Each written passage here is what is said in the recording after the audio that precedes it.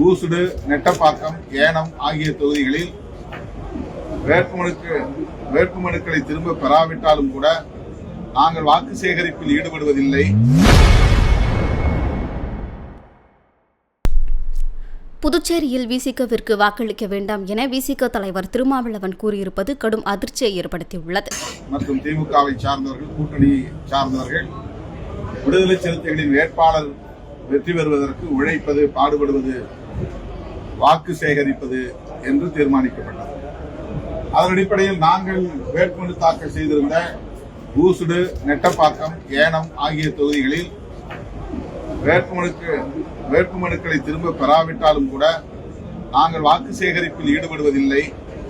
மாறாக காங்கிரஸ் வேட்பாளர்களின் வெற்றிக்கு பாடுபடுவது, அவர்களின் வெற்றிக்காக வாக்கு சேகரிப்பது என்ற முடிவை எடுத்திருக்கிறோம். அதேபோல திமுக வேட்பாளர்களுக்கு அதிகாரப்பூர்வமாக ஒதுக்கப்பட்ட தொகுதிகளிலும் காங்கிரஸ் கட்சியை சார்ந்தவர்கள் வேட்புமனு தாக்கல் செய்திருந்தார்கள்.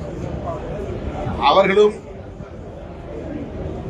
திமுக வேட்பாளர்களுக்காக உழைக்க வேண்டும் என்ற முடிவு மேற்கொள்ளப்பட்டிருக்கிறது. இந்த நிலையில் இன்றைக்கு நான் விடுதலை சிறுத்தைகள் கட்சியின் வேட்பாளர் செல்வ புஷ்பலதா இளஞ்சிறுத்தைகள் எழுச்சி பாசறையின் மாநில செயலாளர் போட்டியிடுகிற உழவர்கரை தொகுதியில் வாக்கு சேகரிப்பில் ஈடுபடுகிறேன்.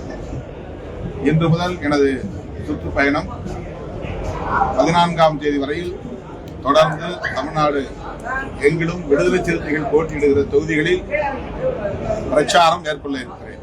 இன்று மாலை திண்டிவனம் தொகுதியில், நாளை காட்டுமன்னார்குடி தொகுதியில், காலையில் குறிஞ்சிப்பாடியில் மாண்புமிகு அமைச்சர் MRK பன்னீர்செல்வம் அவர்களின் வேட்புமனு தாக்கலில் பங்கேற்கிறேன். அதன் பின்னர் காட்டுமன்னார்குடி வேட்பாளராக போட்டியிட இருக்கிற ஜோதிமணி இடைபெருமாள் அவர்களின் வேட்புமனு தாக்கலில் பங்கேற்க இருக்கிறேன். தொடர்ச்சியாக விடுதலை சிறுத்தைகள் போட்டியிடும் தொகுதிகளுக்கு சுற்றுப்பயணம் மேற்கொள்ள இருக்கிறேன். மேலும் கூட்டணி கட்சிகளின் வேட்பாளர்களுக்கும் ஆங்காங்கே வாக்கு சேகரிப்பில் ஈடுபட உள்ளேன். மதசார்பற்ற முற்போக்கு கூட்டணி தமிழகத்திலும் பாண்டிச்சேரியிலும் வெகுமக்களின் ஏகோபித்த ஆதரவை பெற்று ஆட்சி அமைக்கும் என்று. செய்திகளை உள்ளது உள்ளபடி தெரிந்து கொள்ள ரெஃப்ளெக்ட் நியூஸை சப்ஸ்கிரைப் பண்ணுங்க.